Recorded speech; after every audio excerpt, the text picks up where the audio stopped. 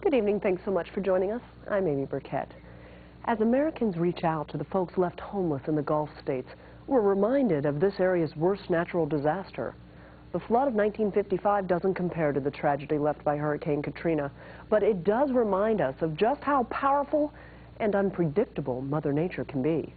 In the final part of our series, senior correspondent Jeff Cherico takes a look at the memories and damage left by Hurricane Diane. August 19th, 1955. Nothing in the world would have stopped that flood. Nothing. Torrential downpours from the remnants of Hurricane Diane left a path of destruction through the Poconos. Hundreds of homes ruined, bridges collapsed, 78 lives lost, and the floodwaters were making a beeline for Northampton County. By basically morning rush hour on Friday morning, the 19th, it was in Easton, and it was coming up. It was the worst flood ever recorded in this area. A local historian, Lance Metz, was 7 when the flood hit Easton. Today he stands in the city's Scott Park, right where the Delaware and Lehigh rivers meet. 50 years ago, this area was completely submerged. Here's the Lehigh, swollen beyond capacity, trying to come into the Delaware, and the Delaware says, "I don't think so, I'm already full, you can't come in here." So the water went the only place it had to go. It backed up into the city. These home movie images show the flooding. People watched as the river rose over its banks. One man tries to reach his truck through chest-high water. Some say a third of downtown Easton was turned into a river. One thing that I got a chuckle out of was to see that motorboat all of a sudden come out from the right and cross South 3rd Street. You don't often see a motorboat crossing South 3rd Street all by itself.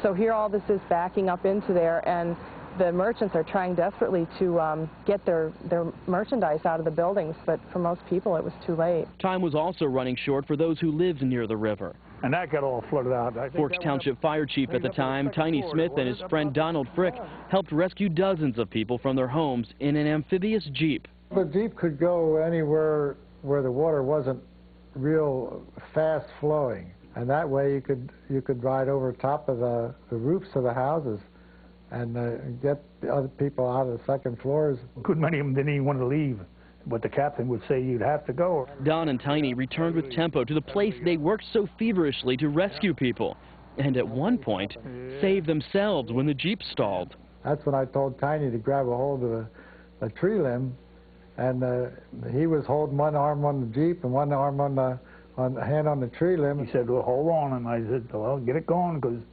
can't hold no longer." You better keep holding on, and it spun the Jeep around by him holding it on, and we headed towards land, and it finally started. Everything was hitting us. If we wouldn't have got it started, we'd have hit down in some place. We'd have probably drowned it ourselves. Debris was racing down the Delaware. It first took out the Portland-Columbia covered bridge north of Easton. But there was a section of it that continued all the way down the river. And what happened was that got to Easton about, I would say, just anytime soon after dark. So I'd say probably 9, 10, maybe 11 o'clock on Friday night. It went up against the center span of the Northampton Street Free Bridge. Enough material, pieces of houses, cottages, pieces of Portland covered bridge, jammed up on top and underneath of the center portion of this bridge that it just ripped it right out. It tore out phone and electrical lines running to New York City as well. Other bridges along the Delaware and Bucks County fell to the fury of the flood. All along the river, towns and villages were left devastated, homes ripped off foundations. Today, along Route 32 in Solebury, one building still shows just how high the water reached, 6 to 7 feet higher than the flood of April 2005. In the Delaware Valley itself, it was 99 lives lost, 88 of those on the Pennsylvania side of the river, 11 in New Jersey.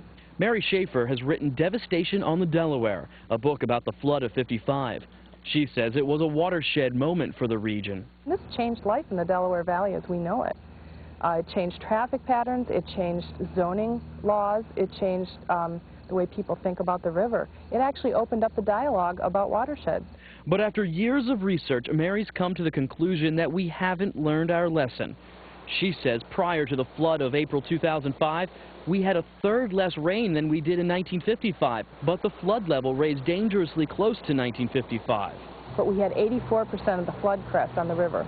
There's only one thing that's different between now and then, and that's the amount of permeable surface, meaning where water can go down and soak in where it falls.